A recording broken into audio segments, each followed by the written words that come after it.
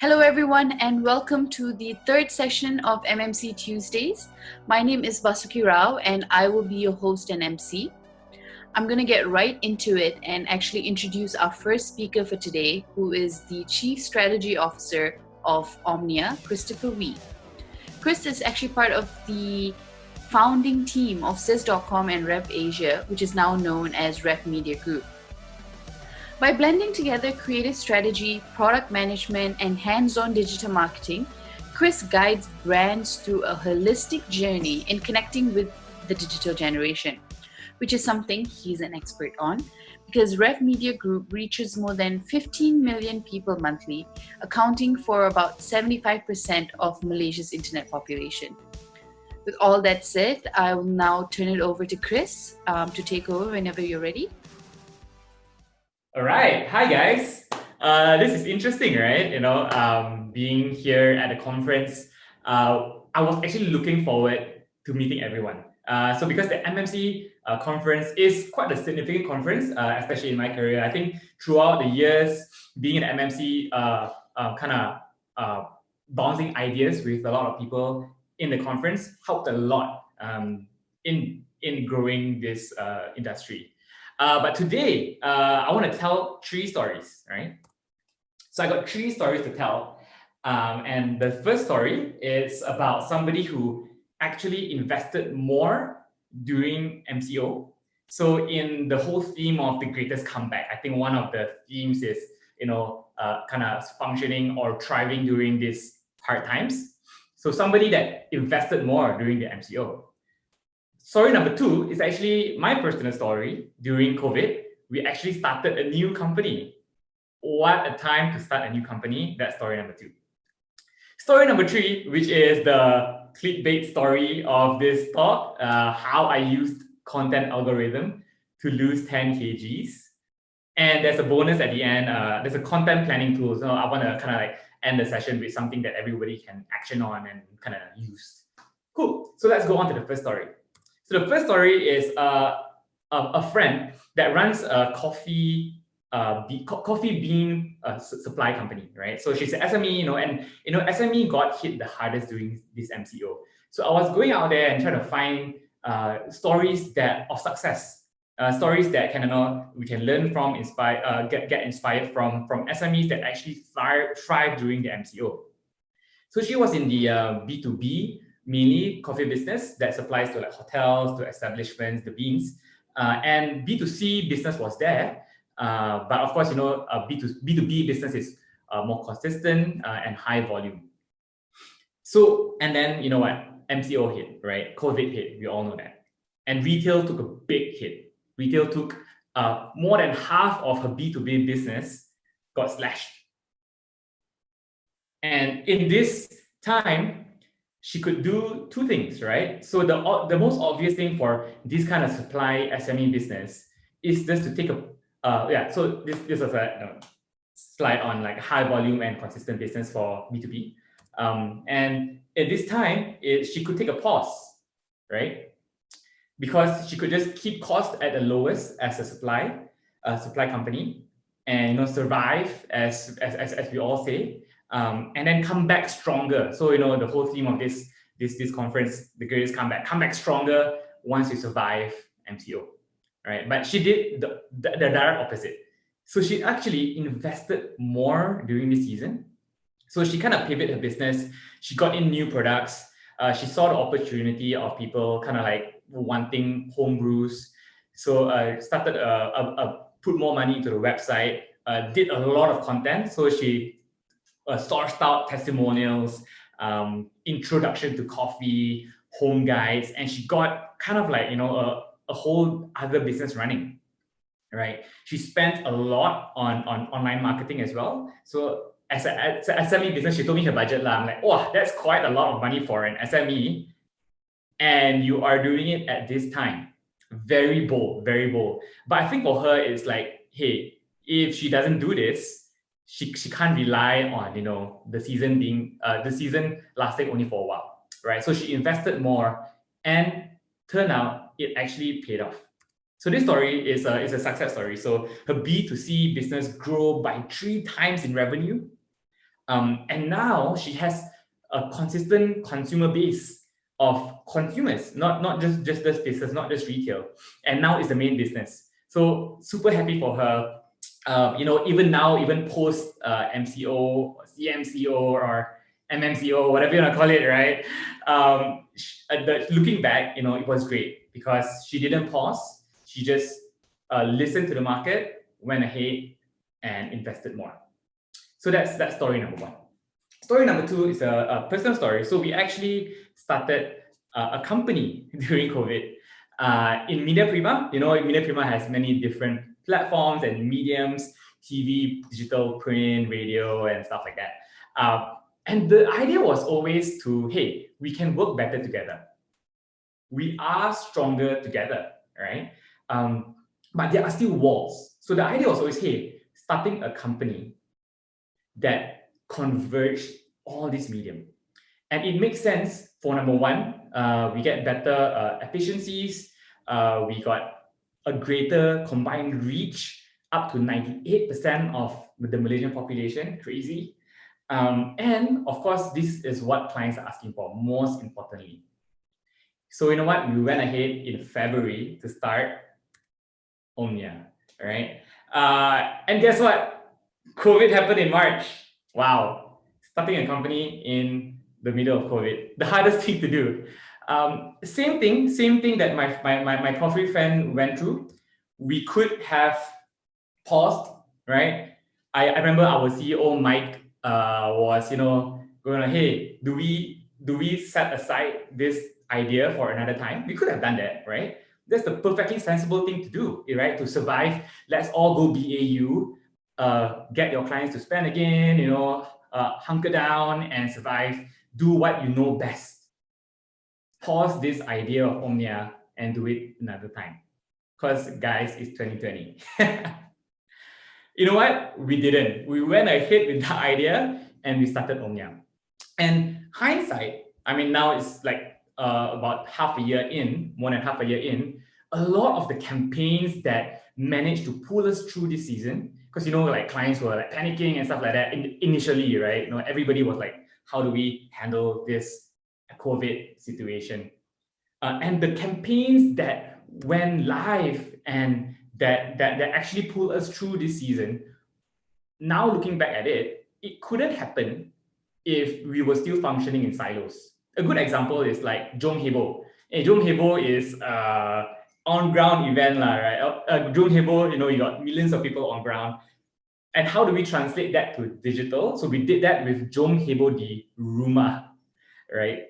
And we couldn't have done this if we were still functioning in silos. So this whole situation forced us to be more creative and let down our walls. There's other few campaigns that like Squad Up and Duduk di Rumah with Equal that I won't go too much into, but basically the point is that we couldn't have done this if we were functioning in silos. So it forces us to be more creative. What's the lesson here? So from story number 1 and story number 2, the lesson I want to share is don't fall prey to survivorship bias. So survivorship bias is like fancy word. What is it? It's basically all of us have this survivor instincts, and this instinct is usually derived from past knowledge and experience. And we all fall back to these instincts, right? Because we survived once and we will survive again, you know, with what we know. And this is called the survivorship bias. Don't rely on 100% on past formulas. This is what it's telling us. So if I personally, so I came from the rap side, from the digital side, if I had fallback to what I know best, I would say, hey, let's launch, you know, more social sites like says.com. You know, let's give clients influencer marketing because they want that. We did this before, you know, this social sites thing, we can do it again. hey, that's a knee-jerk reaction to this situation. That's survivorship bias, right? The questions we should be asking, and I'm glad we asked these questions, is, hey, how do we use news platform to lend weight to social branded content? How do we leverage on regional titles that lend credibility to amplify local content? What is TV shopping data telling us, and how can we use that to make more revenue for clients? Right. So these are questions, the hard questions we kind of ask ourselves cross platform once the walls are down. If I was just doing just purely one platform, this couldn't have happened.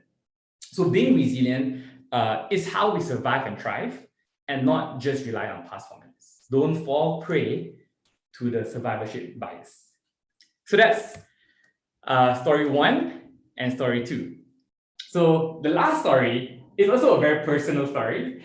Is how I use content algorithm to lose 10 kgs. So if you know me or you don't know me before this, in about, I think, more than a decade ago, I used to look like this. This was me when I was 20. Yeah, kind of cute. And so when I went to New Zealand for studies, you know how usually people, they lose weight during their time overseas, right? I actually lost weight, right? For some reason, I lost weight. So when I came back, this is how I looked after New Zealand. Still on the chubby side, but not as round. And I kind of continued losing weight after I got back from New Zealand. I found this newfound motivation to kind of keep fit. And you know what? I started working, right? And right, with bosses and beers and like being busy at work, I realized that I started gaining more weight again, and I was scared. Like, hey, I already came so far. I don't want to gain back all this weight and become that ball again. So I said, hey, okay, what did I do in New Zealand that caused me to lose that weight, to cause me to have that focus and not overeat and stuff like that. So I realized in New Zealand at that time, if you remember this old show on TV, it was called The Biggest Loser. So I was binge watching The Biggest Loser in New Zealand. And that created like a reminder for me. Every time I watch it, it's like, okay, yes, I should be fit. I should be fit. Every time I watch that. So I realized, but I can't be going back to my first lesson. I can't be binge watching The Biggest Loser all over again and expect that to work again. But what I realized, I want to apply somewhat from this formula to my current lifestyle. So I realized that I was watching YouTube a lot at this moment, right? So this was circa maybe 2012, 2013. I was watching a lot of YouTube and I was into gadgets. So YouTube thinks that I am super into gadgets. They feed me a lot of recommendations for gadgets. They remind me that I like gadgets. So what I did was I kind of tricked YouTube into thinking that I'm actually into fitness instead of just gadgets, right? So it would leave the effort of reminder to YouTube, that YouTube would remind me that I am into fitness. So what I did is I straight away put some keywords into YouTube, search some keywords to kind of teach the algorithm that I'm into fitness. And yeah, so every time I whipped out my phone, I whipped out my laptop and go on YouTube, there it was, right? Some fitness, 5 minutes fitness every day, or like what not to eat to lose weight. And that's a constant reminder for me. Long story short, basically this is 10 kgs lighter after that hacking the YouTube algorithm. I also got a bit better at taking photos, so maybe look slimmer by the photos. So what's the lesson here, right? Don't worry, I'm not going to suddenly sell you like some fitness program. But the lesson here is really the content we consume shapes our mind frame. And in this instance is my mind frame of focusing not just on gadgets, but to focus on keeping fit and losing weight. And our mind frame shapes our behavior. So how can we use this as marketeers? I think it's very powerful, right? I wanted to go and see, okay, going back to the theme of this greatest comeback, I wanted to see what other data I can find on consumer purchasing behavior. And I want to see if there's a correlation to content consumption to purchase behavior. And there is, right? So I went to CJ Wow Shop and see, okay, I think people are consuming more content around like home appliances, like how my coffee friend produced a lot of coffee content, and to see if there's a correlation to home appliances and sporting equipment during the season. And yes, comparing category sales on like kitchen appliances, small appliances, sports and lifestyle, bidding not so much, Muslim fashion not so much, but kitchen and small appliances had a really major hype. So then I went to the digital keyword part of our content, which covers about 98% of the population, and to say, hey, did these keywords actually see a spike during the season? And it's not exact graph to graph for sure, but there was a spike, in people searching and reading up on home appliances and sports. And you can see, right? Even on your feed, I'm sure on your feed, you see people cooking more. Suddenly, everybody's a baker. Suddenly, everybody wants to make coffee at home. Everybody is buying plants. Heck, I have like 7 plants in my house right now. Where did that come from? So there is. So the more we consume content, it shapes our mind frame, and our mind frame determines our behavior. So I also want to look out for the metric that we look out for. So is it engagements? People always ask, hey, is your content engaging? I want the likes, I want the comments, I want to share and stuff. It's okay, engagement is great. But what I think really shapes your mind frame is really the content, consuming the content, and that's really reads and watch. I don't remember going to the Biggest Loser Facebook when I was fat and typing in their Facebook, oh my gosh, I'm so inspired by you guys, and send my photo. I didn't do none of that. But what I did is I lose 10 kgs, right? So even the YouTube videos that I watched later on, I didn't comment a single comment. I might have liked 1 or 2, but what it did, it made me lose weight. So yes, engagement is cool, but reads and watch, or basically the main metric that people are watching and consuming the content is so important. The content we consume shapes our mind frames, and our mind frame shapes behavior. So as marketeers, let's create more content. I kind of want to wrap up this session with sharing a tool that we use. So how do I plan my content? So this is lesson 3. So the tool that we use, we call the Ref Content Quadrant. So after years and years of doing content, we realized that there is such thing as content depth. Is it more heavy or is it lighter content? A good example is just a basic promo announcement. That's content. Promo announcement is content. But that's low depth. To compare to, like, say, a full-on article on why is the housing market so expensive in Malaysia. That's deep content, right? And then, of course, you got frequency of content. So actually, by these 2 simple quadrants, of course, you got reach and stuff like that, which is a given. And, media planners, we can kind of plan our media by that. But hey, this 2 is very important because these 2 would force us to match our marketing objective, which is very important. How do we want to change behaviors, matching it to our marketing objectives? So how do we do this in this quadrant? Just walk you through very briefly before I kind of sum up the whole talk. Is number 1, new launches with low content depth. So very, not say shallow content, but simple content.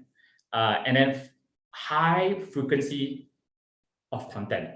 So for example, it's like Huawei launched new phone, right? And as you want a lot of content reaching mass crowd, if that's your target audience. And you want a constant reminder, but it's a very simple message, right? This is a new phone, check it out, right? Versus the other end, which is branding and education. So this where the content goes deeper, to kind of form a kind of like a message in the consumer's mind. Example is like, say, Milo's sports branding. So Milo is very kind of significant in their branding in sports. So, but you don't have to do it as frequent as Huawei does, right? You do it maybe 2 to 3 times a year for your sports branding. Another one, what about high depth and also high frequency? This is what I call deep consideration. So the higher the purchase price, kind of, right, the more content you have to generate. Because if let's say for a car, right, I'm gonna buy a car and I'm gonna do my research on it. So I have to generate more and more content, and the content has to be in depth. So the more content, the more quantity of content would also feed the frequency of content. But it's not just like a new product and here's the message, but I want to go deep. I want to go deep into like what makes engine more efficient in fuel, all right? How do I afford my first house? These kind of content is super important to get people in the mindset of what you want them to behave like. So example for homes, right, is that sometimes people don't think about buying a house until you really instill the idea of buying a house. So having more consistent content on home ownership triggers more idea of owning a home. And it takes time, right? House is a big purchase.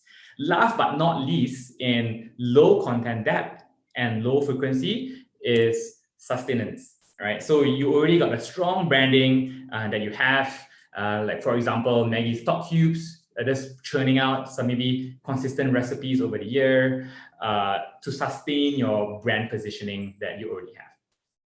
So yeah, so this is, I wouldn't go too in depth in this. You can go on like a whole day workshop on developing your content and stuff like that. But yeah, so please do. I will leave my contact details. If you've got any questions on this, please do ask. I'm more than happy to answer. Just to wrap things up. So today I told 3 stories. So the lesson from the first two stories rather, is don't fall prey to survivorship bias.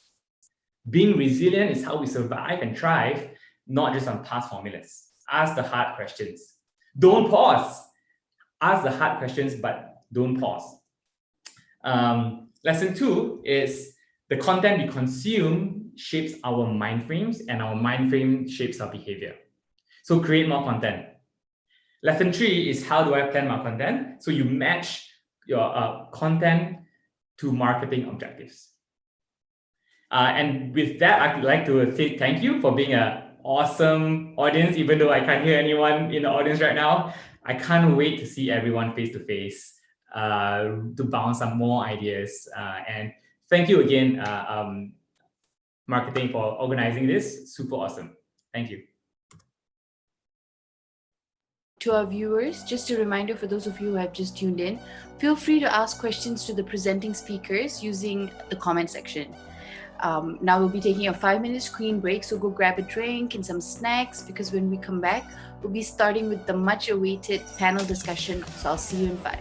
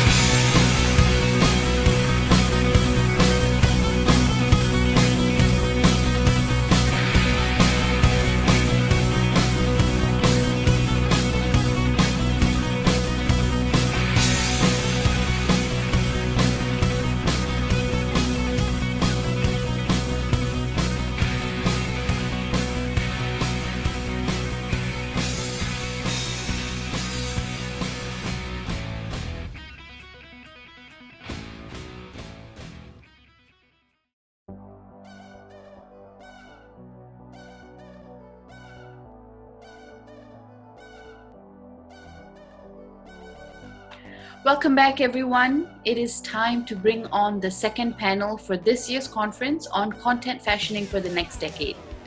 Today's panel discussion will start off slightly different since it is a panel that will deep dive into content creation and everything related.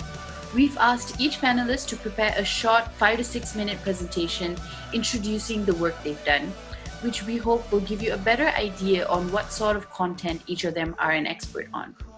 Let me introduce our moderator, Nicholas Ng, who is the COO and co-founder of Komachi Network, Malaysia's leading micro-influencer platform.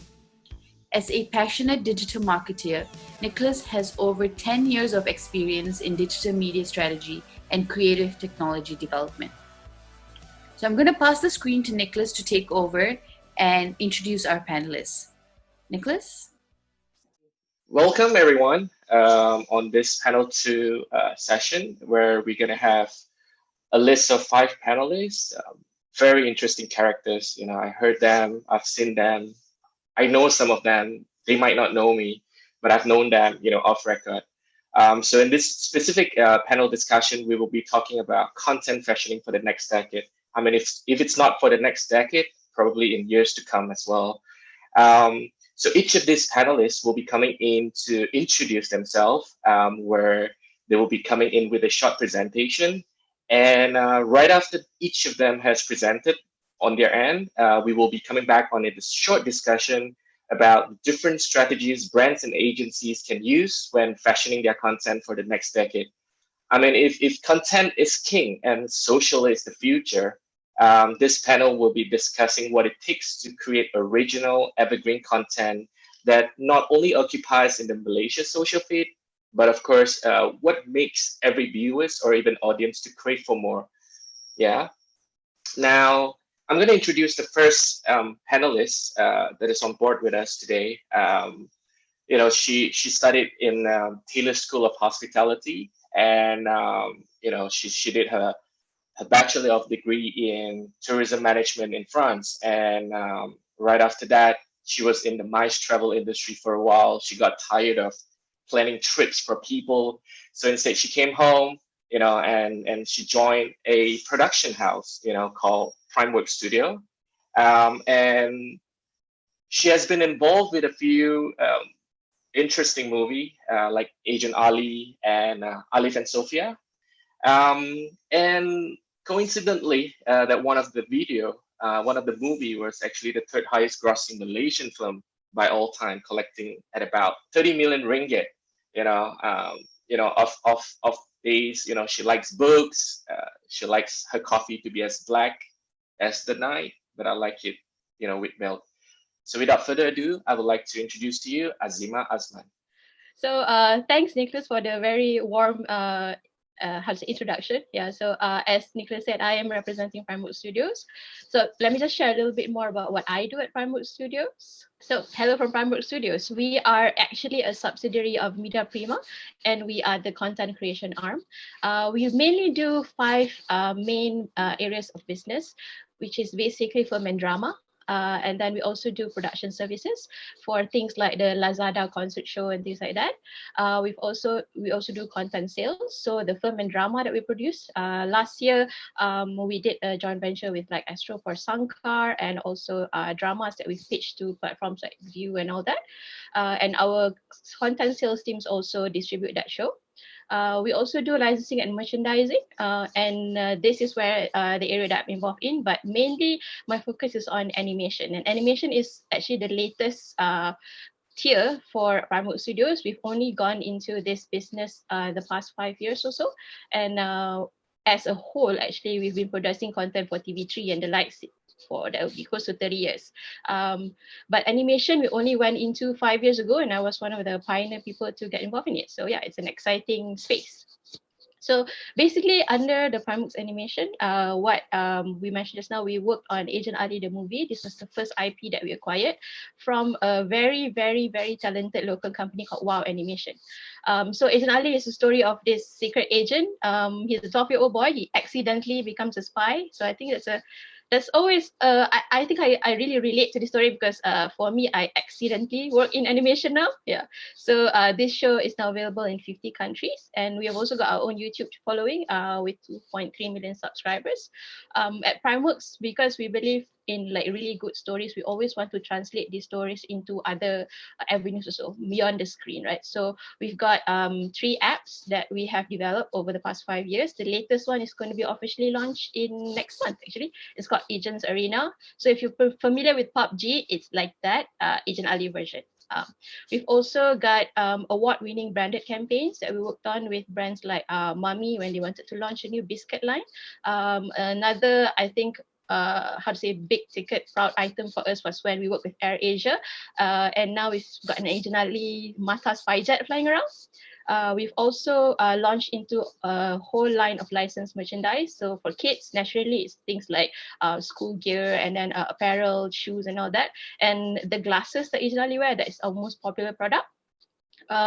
Beyond that, we also translated the IP into ground events. So last year we had a run where we call it an obstacle run. So your mission is to go through an obstacle course in this family fun run. We've also done those kind of events in an indoor kind of setting called Mata Academy. And the crown of our achievement so far has been Agent Ali the movie. So for 2020, 3 Malaysian made animation movies were released, and we are proud to say that we are the Malaysia's #1 movie of last year. Oh, I have a typo. That's supposed to say 2019. Okay, and then we move to our second IP, which we signed in last year. So it's called Alif and Sophia. So this is slightly different, where we're going into the younger kids for preschool. So Alif is 5 and Sophia is 7. So our positioning for this is these are like your kid's new best friend. So this show was really created for the YouTube audience. So the kids are familiar of finding their own content space. So aside from the usual stories and also music that really resonate with kids, we've also pushed these 2 characters as actual spokespeople, like real people. You've got your YouTube influencers like Ryan's Playhouse and all that, where it's really relatable to kids. So we want to have our animated characters speak to kids as well as if they are real people. So for this, our continuation, of course, is to go on ground for preschool. We did our mascots really cute, and then we do things like going to preschool visits. We have them watch the shows, and then and an important pillar for this also is education. So when they have events, like they learn how to perform haji and all that, or like or how to perform prayers. So sometimes we try to bring those events also on ground and bring our characters there. Continuing off the educational side, we now go into our first merchandise line, which is publishing. So the first series of books was AR, which we released last year, and we're actually releasing a whole new line this week. And I'm proud to say also for this IP, we were just recently awarded the Best Preschool Program at Asian Academy Creative Awards. So yeah, we'll see in December if we can go in at Asian level. So from those both two IPs, basically, I think our main goals at Primework is always to tell compelling stories. And what we look for is things that have relatable, dynamic characters. So, with the Agent Ali and Alif and Sophia, we want the characters to also represent our audience, or at least be somewhat inspirational for our audience. And also we put them in worlds which are immersive, because when we have a rich layered world, then we think we can bring our audience into it, and we want our audience to participate. That's the main thing. Yeah. So far that's for me from Primework Studio. So yeah, I'm opening it over back to Nicholas. Yeah. Thank you, Aziemah. Now, on our next panel, he was recently listed in Asia's One Under 30. He may be the youngest creative director in Asia at the age of 25. Although he may be young, almost a decade younger than I am, his experience and proven track record in leading some of the world's biggest brands such as Samsung, Coca-Cola, Nestle, Petronas, Guinness, and Cadbury speaks volumes. He is a lot more crazy on the other side, but he always strives to create works with ideas that brings a little bit more meaning and connection to people's life. His work has been awarded by some of the world's most prestigious award shows, such as Cannes Lions, The One Show, London International, all the way up to Cannes Award. In 2017 and this year itself, he was ranked Campaign Brief Asia's top 10 most awarded creative in Malaysia. Without further ado, let me introduce to you Jess Lee, who is the creative director from Ogilvy. Hello, everyone. I think firstly, thanks Marketing Magazine for having me, and thanks Nicholas for such a great introduction. So yeah, I mean, just want to share with you guys what I've done in almost the last six years of my career. I think, like Nicholas said, I think at 25, I'm not sure if I am the youngest panelist here, but I'm really honest and excited to sort of learn from the vast experience from the other people in this panel. So I'm Jazz. I'm the creative director in Ogilvy, Malaysia.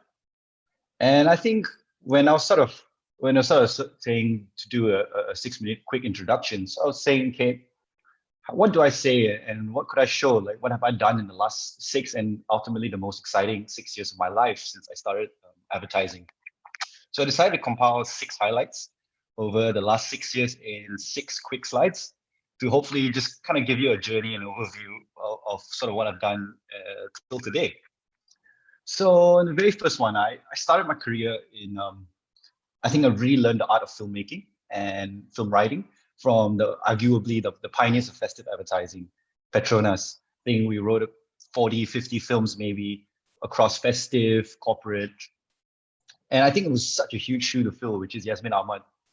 So I think there was no way we're ever going to do her legacy justice, but I think we tried, and I really learned, I guess, film writing and how to put consumers at the heart of the story.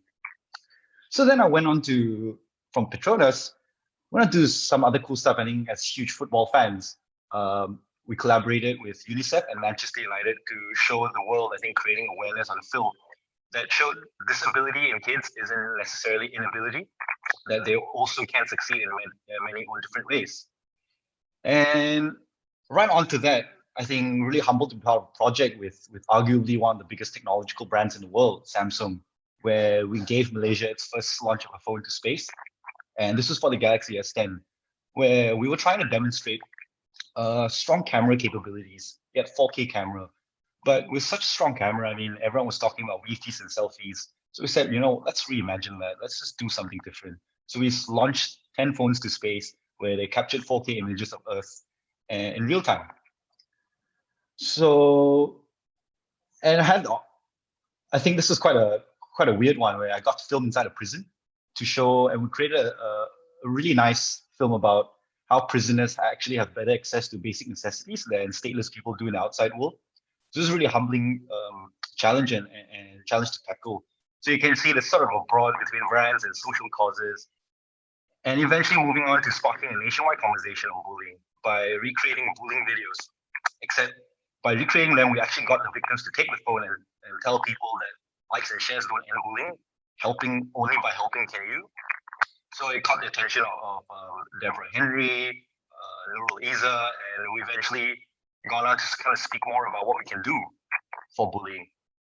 And I think last but not least, I think another geek project where how many times in your career do you get to work on arguably the biggest movie franchise of all time, with one of the biggest brands of all time, and to create a bottle with lightsabers that actually light up. And it was, I think, one of the first time that actually incorporates OLED technology into a consumable product. So it was trending in like over 30 countries. So, and it was just a really humbling experience to sort of do something cool that almost doesn't seem like advertising. So yeah, that's 6 years, 6 highlights, and thank you. Thank you, Jazz, for that interesting content that you have created over the past 6 years.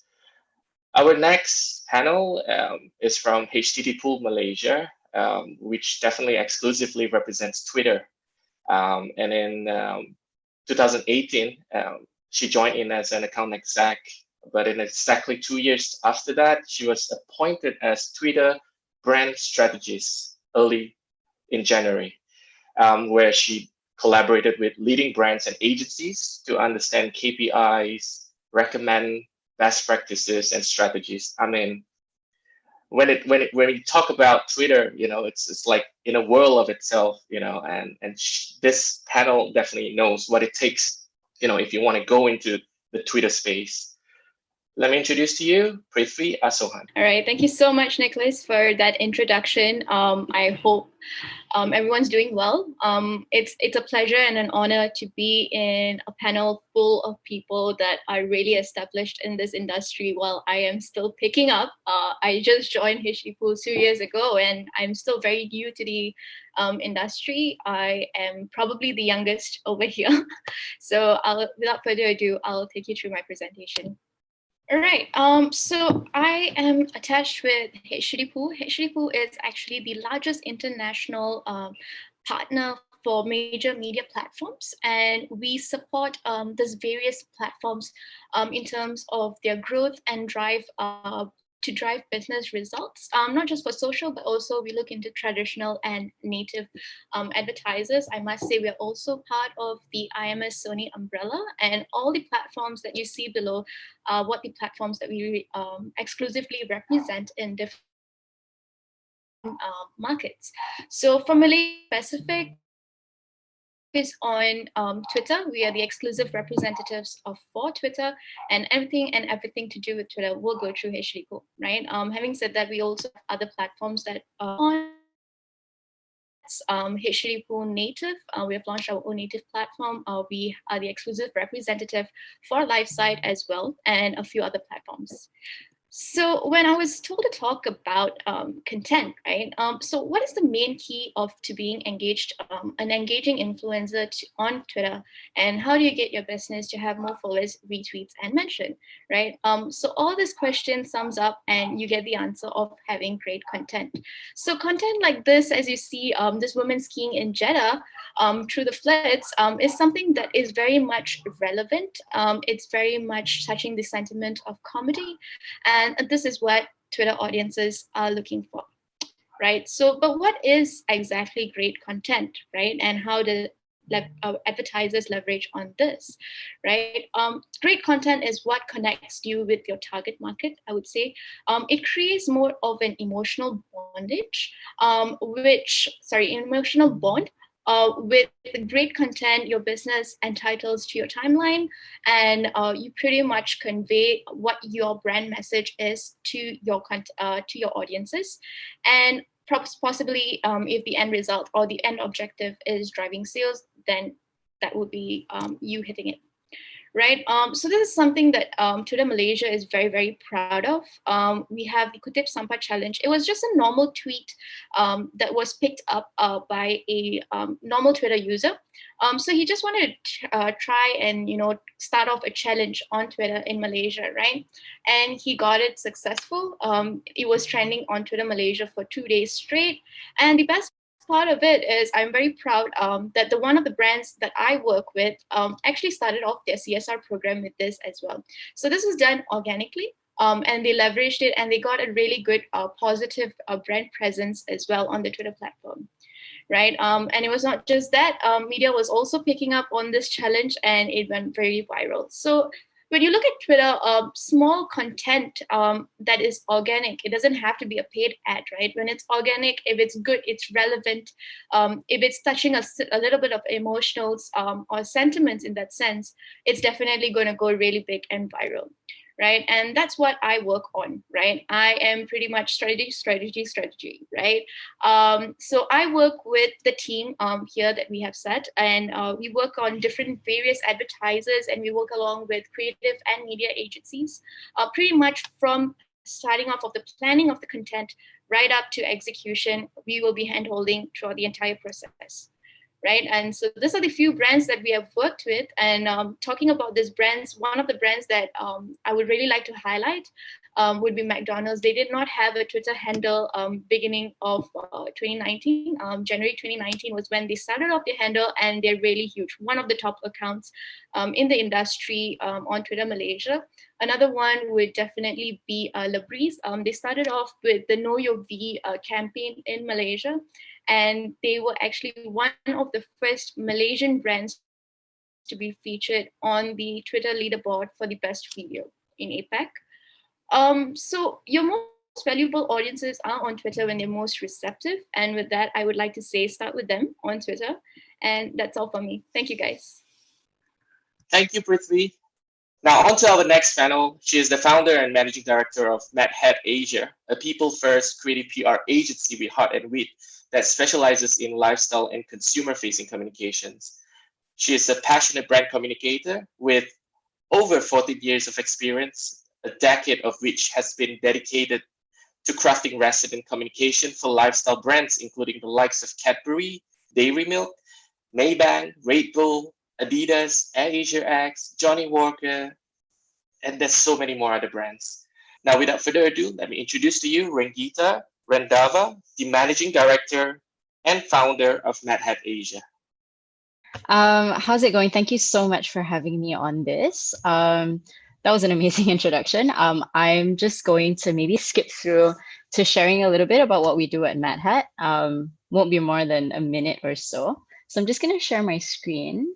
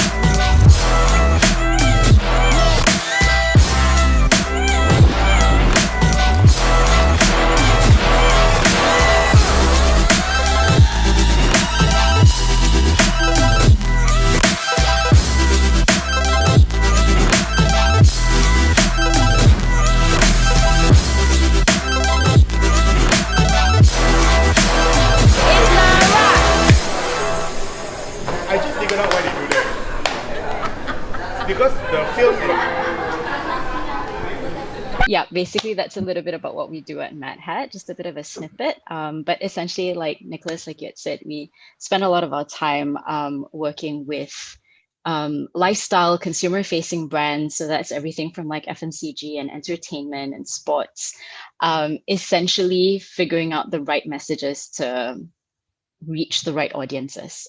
So content's very, very close to our hearts, and very excited to be part of this panel. Thank you. Thank you, Renggita. Now on to our next panel. He's very well known in the sense that, if he walks into a Mamat store, you probably get like girls running around to him.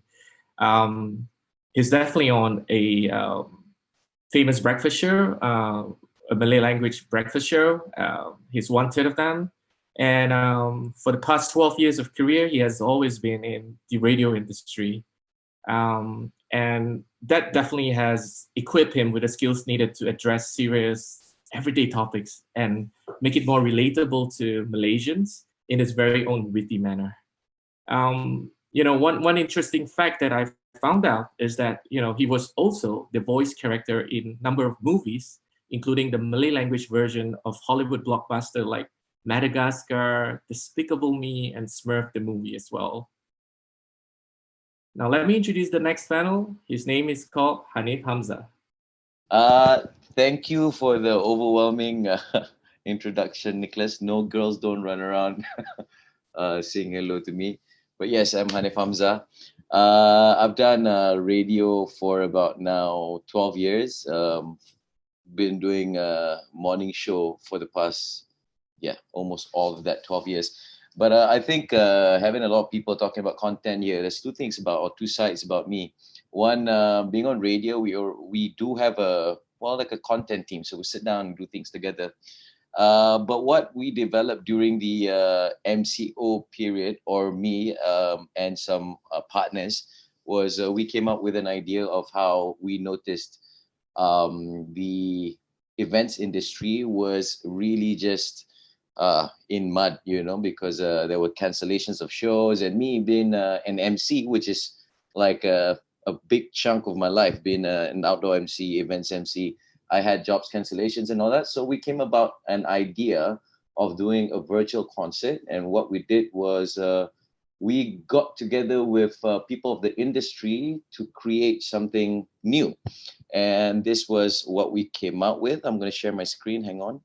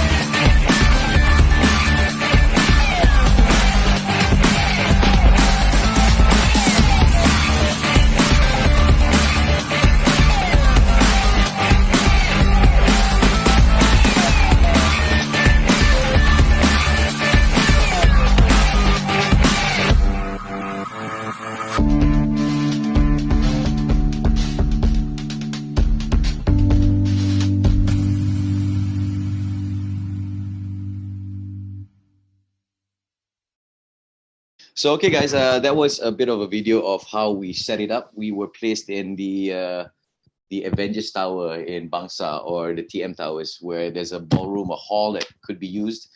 We placed ourselves for about a month because setting up was time consuming, and it took a lot of manpower. We did 4 concerts, 4 big ones, pretty big names.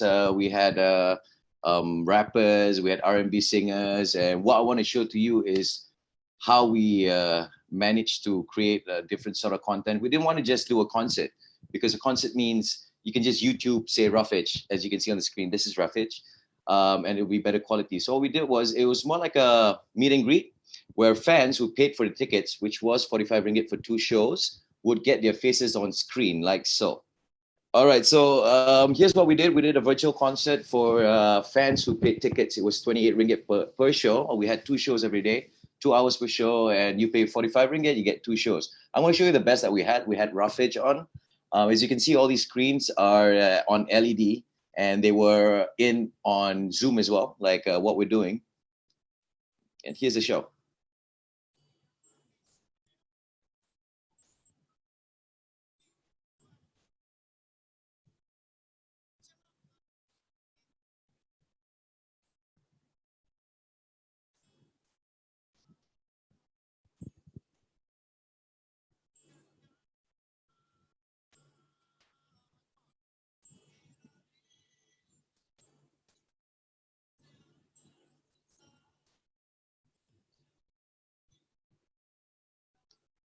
All right, so I think that's where I can continue talking about it. Now, what we did more than just the other platforms who were doing virtual concerts was that we were interactive.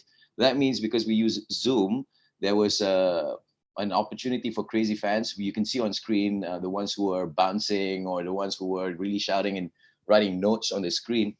We would just call them out and they can have a chat with their favorite artists. So that was the additional unique selling point, I guess.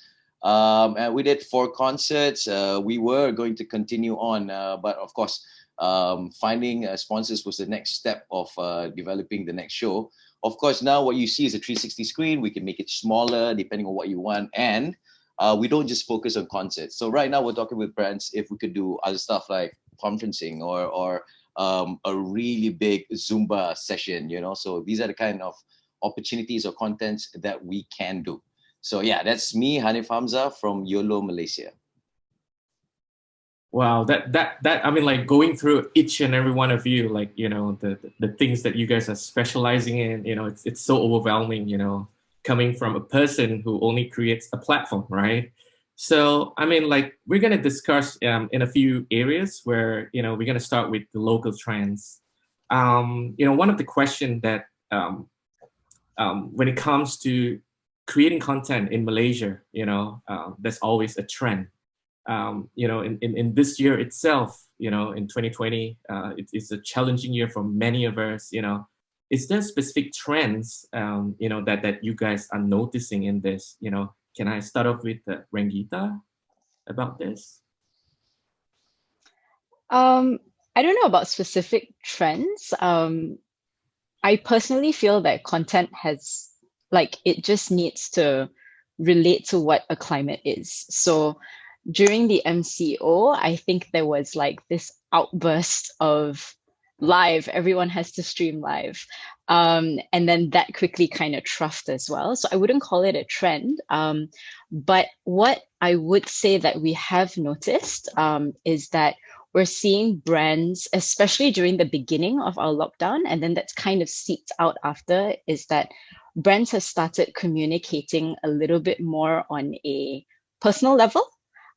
Whereas I think before it was very much, I need to sell my product, I need to get you to buy. Whereas we were seeing a lot more kind of connectivity because it was an environment that none of us were familiar with. And so everyone came out to either help or communicate and support. So I don't think that's a social media trend, but that was a very nice kind of approach that we're seeing some brands take better notice of and kind of get onto. A little bit less selling, a little bit more communicating. So I think, yeah, more than anything, it's been that. And a lot of video has been happening, like a lot of video. Yeah. Yeah, especially on social media. I mean, like, you know, you see a lot of content, you know, especially during this period of time when everyone is just focusing online. And a lot of brands who are, you know, not exploring digital, you know, they're moving in, you know, everyone just want to hop on board, you know, get their voices heard and whatnot. You know, there's some of the trends, you know, I think I'm going to ask this to Jeslie. I mean, since you are part of a global, you know, agency, you know, are there some of the trends happening internationally that we as Malaysian, you know, whether we're from the marketers or the brands, you know, that we should be taking advantage of? I mean, is there any best practices, or is there some of the things that you found internationally being linked with all these other offices around? Is there something that you could share with us? I think something we've been looking into and trying to capitalize. It's not big here, I think it's mediocre, but it's big in America, for example, which is voice technology. And I think it's really been blowing up, I guess, in Western countries. And I think really best practices, I think we've seen some great leveraging of voice technology with, for example, Burger King, where they hijacked Google Home to whenever they said the word Whopper. So all the ads essentially triggered the Whopper to search for what a Whopper is. But it's not a big thing here yet, but I think to a certain extent, near future, whether it's a year or two from here, but I think we're definitely headed in that direction, especially when we talk about creating seamless and simpler consumer experiences for people. Yeah, I think Malaysian brands, for them to be adaptive to that kind of process, definitely the cost, it's one of the factor. And I think not many brands would be okay with that. But, I believe that when the time arises, when the technology is much more affordable in that sense, I think we can actually make that happen here in Malaysia itself, right? It's voice technology. I think Alexa and Google aside, I think it's in our phones, it's in Siris, it's in your Bixby's. So we're already doing it, but I think no one has really capitalized and turned it into a marketing opportunity. Right. I agree with that. Over to Prithvi, you share with us a lot about Twitter and how the viral thing happened and whatnot. Has COVID-19 affected the audiences or the time span or the virality that is happening in the Twitter space? Has that slowed down or has that picked up? I would say it's very much picked up because everyone's on their mobile at the moment. And I think there was one point where, Facebook and Instagram was crashing too much because there was a lot of live shows that were happening around, right? So people started turning to Twitter because, these places were crashing. I need entertainment. Let's move to Twitter, right? So the content that's happening on Twitter is very much related to a sentiment that people create. Right? You want drama, you get drama because that's what you're going to follow, right? And with the trending topics on your search button, that makes it easier. But what we see, most of the content that was being shared it shifted from being just K-pop related content and politics. It shifted to, where do I want to travel? What do I want to do post-COVID? So people started talking about what's going to be done post this entire pandemic is over. So they were sharing more of their ideation and brands started leveraging on that. And I'm proud that, the brands that we worked with could establish that as well on the Twitter platform. Right, that's interesting because I do see a lot of musicians that are very actively using the Twitter account, yes. To update their fans, if not to promote a show. Yes. Haniff, you did a set of, a couple of concerts, right? How do you see Twitter coming in, to promote such events that you have produced? If you notice, most of the other there were other virtual concerts as well, not just mine. And Twitter was one of the platforms of communicating and sending out the I would say we tried our best to become organic. So we use Twitter accounts from the artists as well and ours. And it's a very, very important platform for promoting music, especially. I would say, besides Instagram, which is very video based, connecting with your fans, it's more personal for you to do it on Twitter. And I think that's what we also used. In fact, on the station I work with, Era, Twitter is also a very genuine and a personal, interactive way we do communications with our fans. So yeah, Twitter is a huge thing. I'm like a Twitter addict, I have to say. If you grew up in that era when Twitter started, I think you would still jump on it, right? You would consistently, be on Twitter.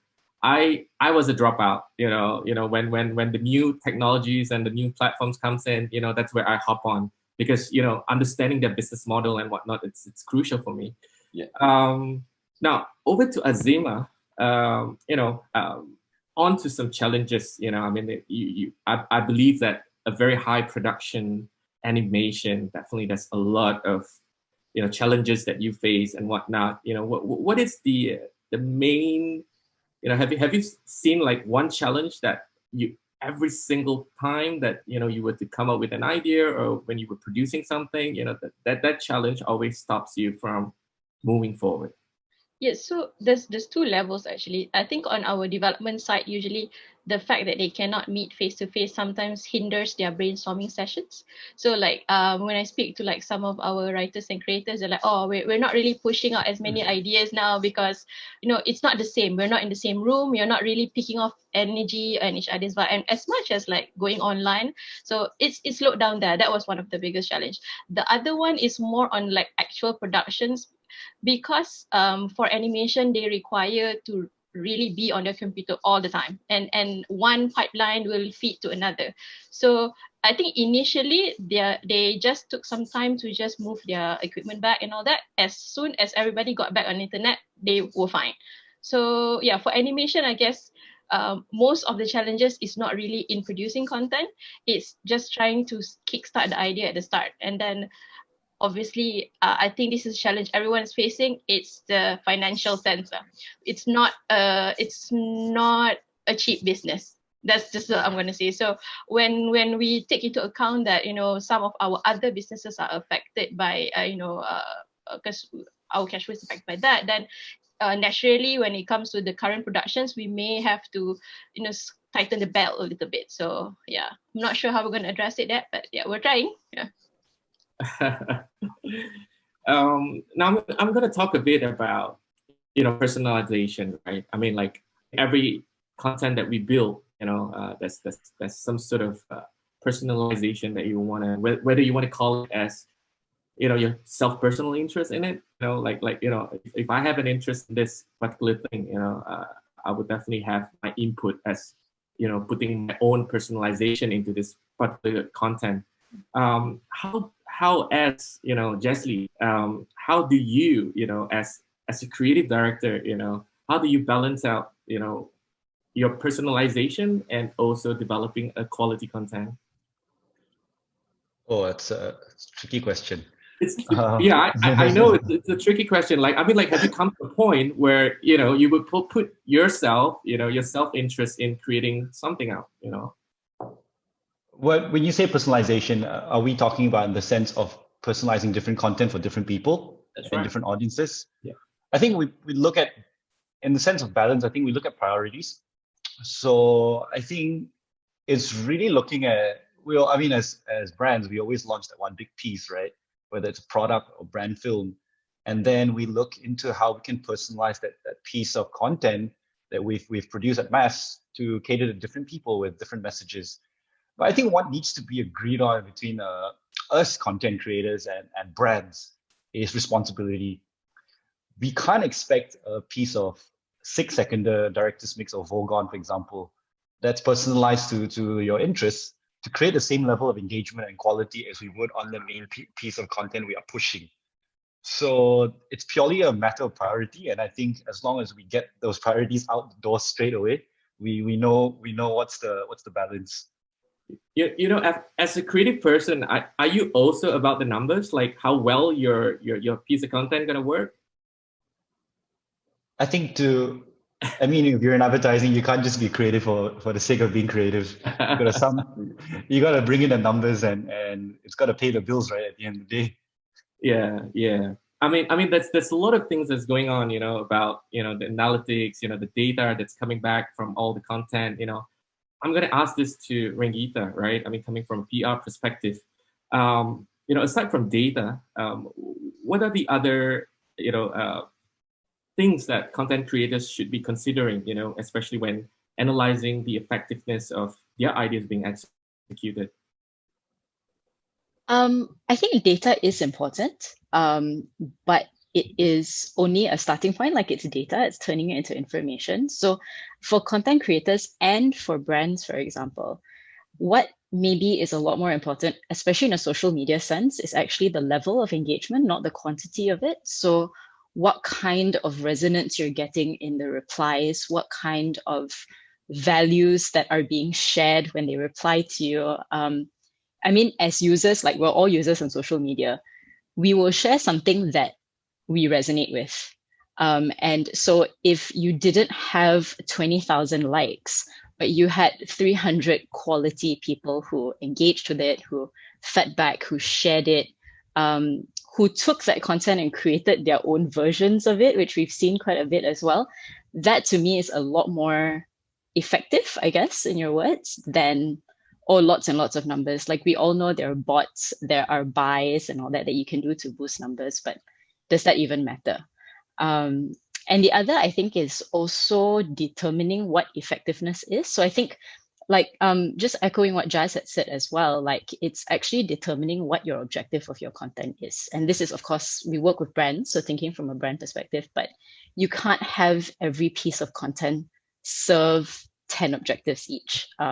You're not going to achieve anything. So I think the measurement of each content needs to be different measurements based on what it is that it's trying to achieve.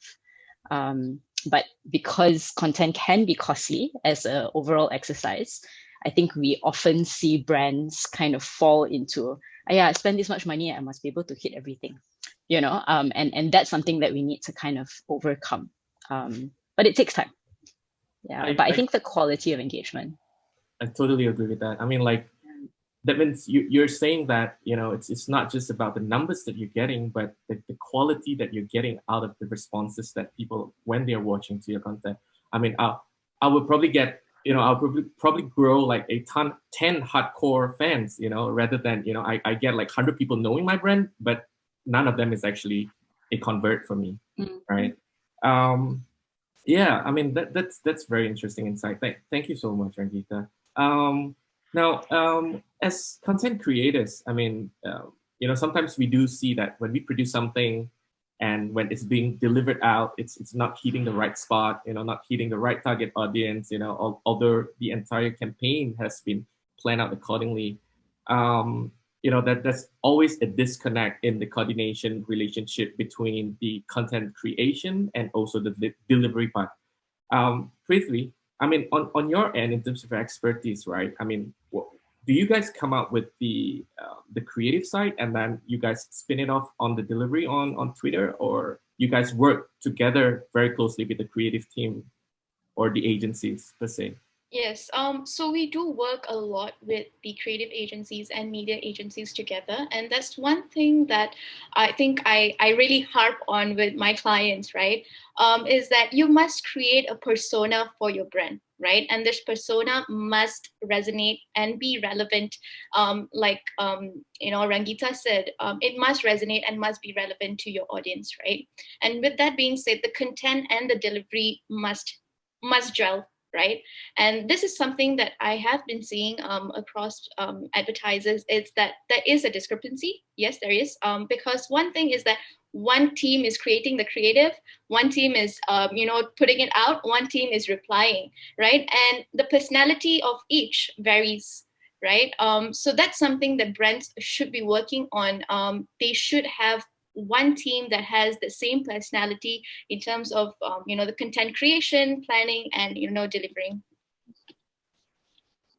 Okay, that's interesting. Aziemah, over to you. Is there any upcoming, like, you know, animation stuff? I mean, like, is there any cool technologies that is being adopted, you know, when it comes to your segment of industry? For animation, there's always new technology. I think right now, it's really high tech stuff, and I do not come from the high tech background, so I hope I do justice to what I'm explaining. So, for Malaysia, I think what has always worked is always 3D type of animation. So, there's a lot of we used to start with like traditional tools, but now they're moving into things like real time engines to shorten and produce animation faster. So, I can't say much on like how exactly the tech works, but basically, if you're familiar with, you know, game engines like Unity and all that, right? So the reaction time is faster, where and then that helps with the production line. So we can respond quicker when, you know, say suddenly there's a trending topic that is happening right now, and especially right now, I think it's COVID-19, right? So with applying those kind of tools will help us be able to create a response, or in the case of COVID-19, for example, creating PSAs to address the current issue of the day. So that is, I think, something that is exciting in the animation industry. We are actually because in Indonesia, what we do, we go for TV and cinema, right? So we are affected by the fact that the cinemas can't open. Yeah. So what we've then changed is to go into non-traditional kind of media, to go into streaming and things like that. So we're changing our distribution strategy to go into the newer streaming platforms instead to deliver our content here. Now on to Haniff. I mean, like you know, when you were talking about bringing the whole experience of concert digitally, you know, and getting users to be part of it, you know, to engage with the particular concert.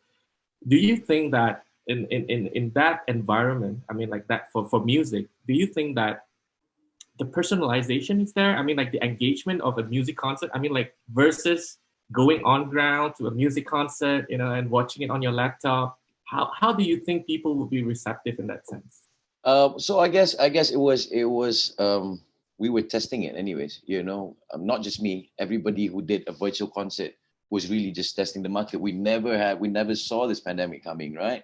Yet we already had issues of the people who are around the events industry, they were dying. We were dying, you know, me as a host, as MC as well. So we had to do something. We couldn't just sit back, and we did. Now, if you say we can compete with actually going down to an event, we cannot. We can't. The experience, the sense of being there, talking to people, we can't. But we can try and emulate and get as close as we can. So that was what the entire project was about. So I think after YOLO Malaysia, other different platforms came about, and I mean, because we're of the same industry, we spoke to each other, and yes, we can safely say that people do miss going out to events. I think everyone here has got an experience going to a concert, and you probably also has experience doing a virtual event somewhere, or you've been invited like such. We could have been in a hall somewhere, and we know how this interaction, this virtual interaction, is very different to actually meeting face to face and having to chat, you know. So yeah, but there had to be something that we could do, and we did. We tried. Yeah, so we're going to continue pushing the boundaries, and maybe in time people will get used to now virtual concerts. It could be the thing is with YOLO Malaysia or other platforms doing virtual concerts, is that once we are able to do an actual concert, we can do a hybrid, so you can really be from anywhere and come. You can be physically there, or you can opt for, I guess, a ticket for you to be just virtually there. So I think it doesn't just end at a virtual concert, it will just grow into different things. Yeah. I miss going to the cinema. I'm not sure about you guys. I do so much. Yeah, we all do. I've been on Netflix, you know, every single time, and you know, you just ran out of episodes, you just ran out of things to watch, you know, and stuff like that. Yeah, I think we're almost coming to an end of you know, our discussion. But I would warn, like, you know, to understand a little bit more, like on Regita's side, you know, as an MD, you know, as the founder of Mad Hat Asia. Is there something that you would want to share out, like, you know, what has been, you know, in the past years, and how do you see that this content marketing is going to move in the years to come, if not for the decade? I might be shooting myself in the foot by saying this, but there is an element of what we have been going through that I feel is a little bit of a blessing, that for content, that we've kind of seen a lot of content game kind of being accelerated, and people just kind of being forced to step up on it, which is great. And, you know, kind of envision that happening a lot. So like I was going to say earlier with like what Haniff is doing as well, I think content has this huge, like we think of content as consumption, but content has this huge potential to really work as activation. And it will never replace the in-person experience, but being able to incorporate content as a real activation kind of pillar is so huge, and something that, you know, we really hope more and more people start working with. So yes, it could be, you know, like the music stuff that you guys are doing at YOLO. It could be, you know, incorporation of AR and VR in like being able to reach wider audiences. You know, I think before CMCO hit again, there was, you know, there were a few like comedy clubs that I would follow who would still run their shows in the comedy club with 20 people maximum. But then now they've opened up this stream as well to be able to also reach people from home. So kind of combining the experiences and, all these DJs across the world who are really upping their game on their streams. So that's actually been really, really exciting. But how people can move forward is to actually just understand who they're talking to, I guess. There is no use that you have, the ability to talk to artists if you didn't first understand that people want that interaction. So I think if anything, it's for brands to be able to step back and understand who they're talking about, care a little bit more about that versus what they are trying to say. And, the platforms will constantly evolve. Like Aziemah was saying, it's never going to stop evolving. But yeah, more than anything, I think it's that.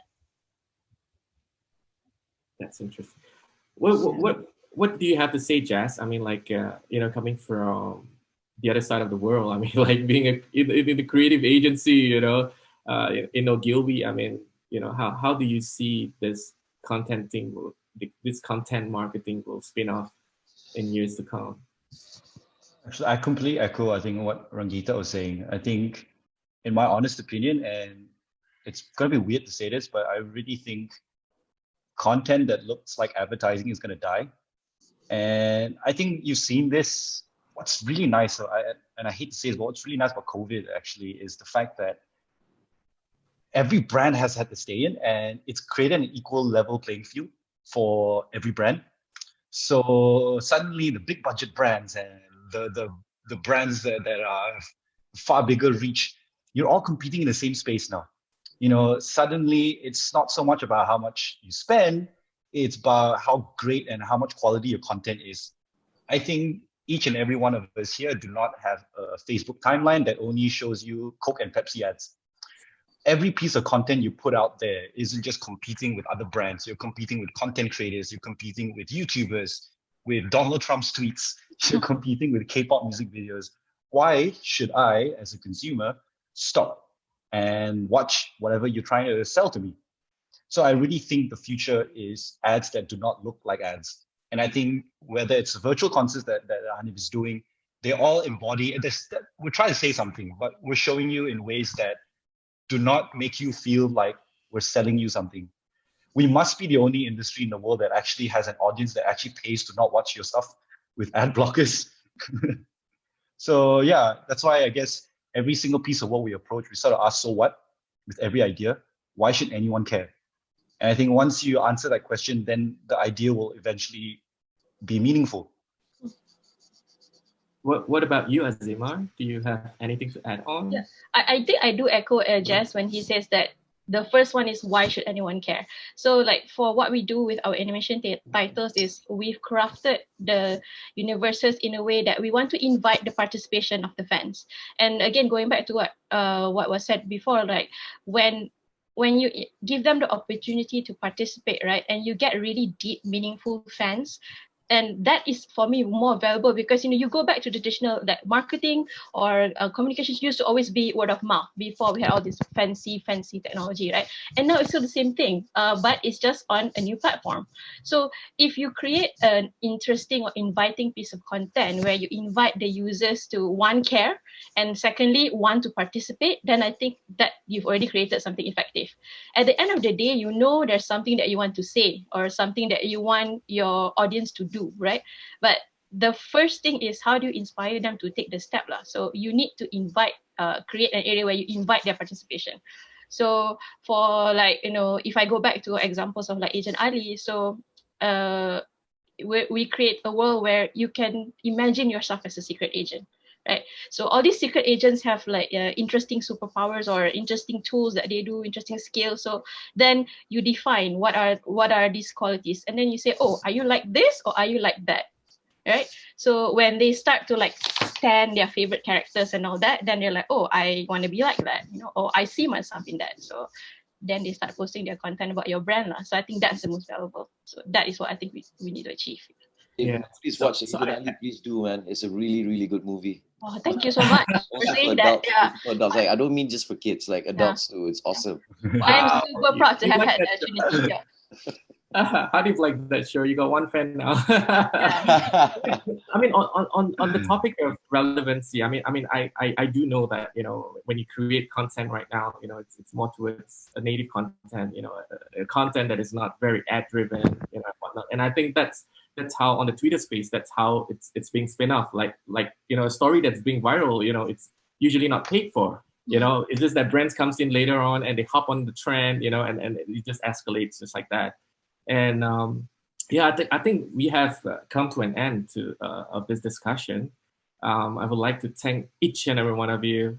You know, it's my first time moderating such, you know, and you know, it's so happy to be able to meet you guys from various industry. And thank you so much, everyone.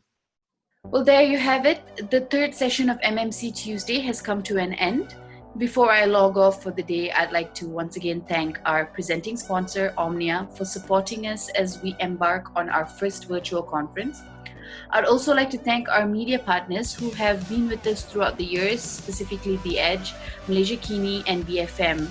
And last but not least, thank you to our speaker and panelists for the day. For those of you who are still with us, don't forget to tune in for the fourth and final MMC Tuesday, happening same time next week on 24th of November. We've got speaker Chris Greeno next week with a very interesting look at fluid identity, and Lee Chung Kei, whom I'll actually be having a conversation with regarding everything you need to know when it comes to marketing within esports. We also have guest speaker Karen Chan next week as the final speaker for this year's conference. If you have any questions for our speakers today or us organizers, just drop a comment below. And otherwise, have a good evening, everyone, and I will see you again next Tuesday.